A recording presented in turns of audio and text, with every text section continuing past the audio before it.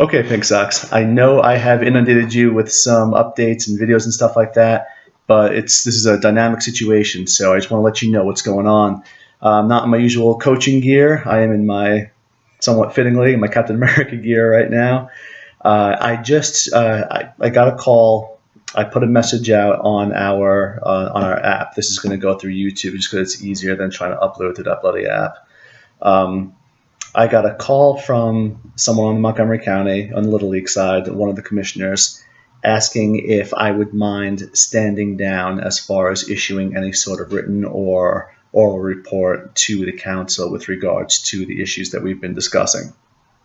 I wanted further clarification on it, and what I was told is basically that they have voted, the county executive, Mark Ellerich, had voted already to cut budgets to the Parks Department. So if we go to the council with any sort of complaint right now, they can turn it around at the Parks Department and be like, well, you see, you guys aren't doing your work. This is why you shouldn't have whatever. Whereas the council can go back to them and be like, well, you need to give us more of a budget if you don't want this to happen. So right now we have a very positive relationship, as bad as the parks have been, particularly on the softball side, and I've emphasized this. But as bad as a lot of the parks have been, a lot of the facilities have been, we still have a positive relationship with the Maryland National Capital Parks and Planning Commission. So we'd like to keep it that way. It's for the better. It's in Montgomery County Little League's best interest to keep it that way, to avoid any sort of internecine fighting between the county and the commission. So where does that leave us? Does that mean it's over? The fight's done? No, come on, please. It's me we're talking about here. I'm insane. No, what's coming down to now is I just spoke with Councilman Katz's chief of staff again, the same person I spoke to this morning for a while. And what he told me is that there are no current public hearings for budget. That phase is already done. However, every member of the council is opposed to the closing of or the cutting of parks budgets and parks and recreation budgets. And they are willing to hear citizens' calls for more action.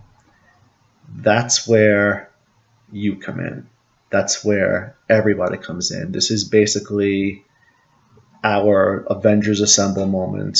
This is getting everybody involved. This is going to go. I'm going to be sending messages like this to every coach, to everybody who has a kid in any of the programs around this county, to start a letter writing campaign to the council, because the more that we show, the more that they can present back and go, look, we're trying to restore this funding. Here's why we should restore this funding.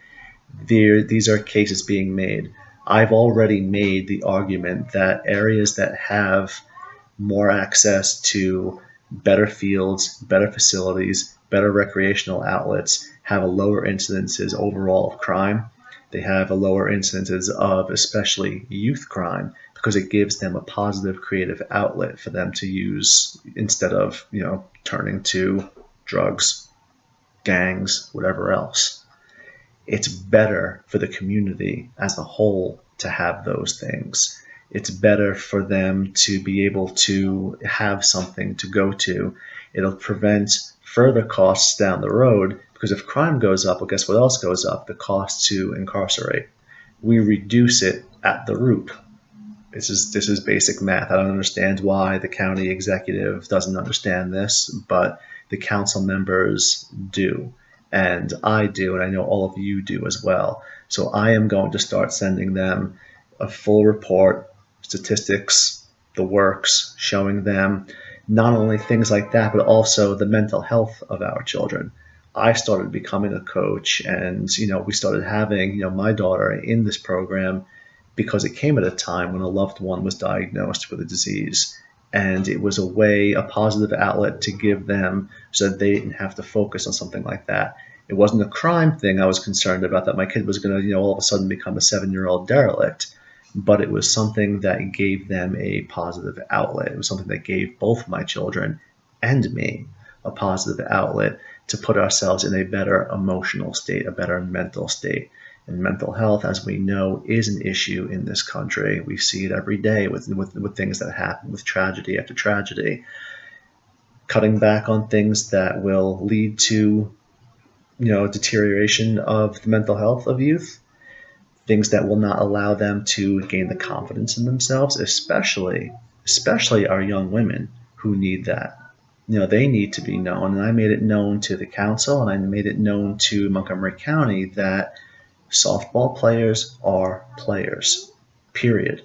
I'm tired of baseball getting the lion's share of everything. I understand that they have more people, but they are not the only game in town. We are here. We count. We matter. Every one of our girls. All right. So that's where the fight currently lays.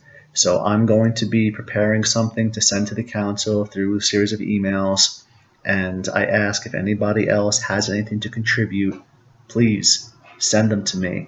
If you have any other things, any stories about your own children, the more personal we can get, the more we can tug at heartstrings, the more we can get the council to hopefully reverse the county executive's decision to slash the budgets, so that we're not facing the situations that we're facing here, so that we're not putting our youth and our community in danger now, 5 years from now, 10 years from now. All right, we need to take care of something. So this is a very different message that I'm used to doing. And I apologize to anybody who may be a little bit squeamish about getting involved in something like this. You don't have to. There's no obligation here. I'm just letting you know this is what I'm doing. I'm not doing it as a coach. That's why this video, I'm not wearing any MCLL gear. I am doing this as a tax-paying, concerned citizen, and even beyond that, as a father. And that's all, that's all I got. So if you have anything you want to send to me, any stories or whatever, send them to me. I will gladly forward them anonymously, so you don't have to have your names attached to anything. If we do a petition type situation further down the road, that's a time for names. But right now we're at I'm going to bombard them and, make sure that, the people are heard. And we go from there and hope that the county executive pulls his head out. All right. Thanks.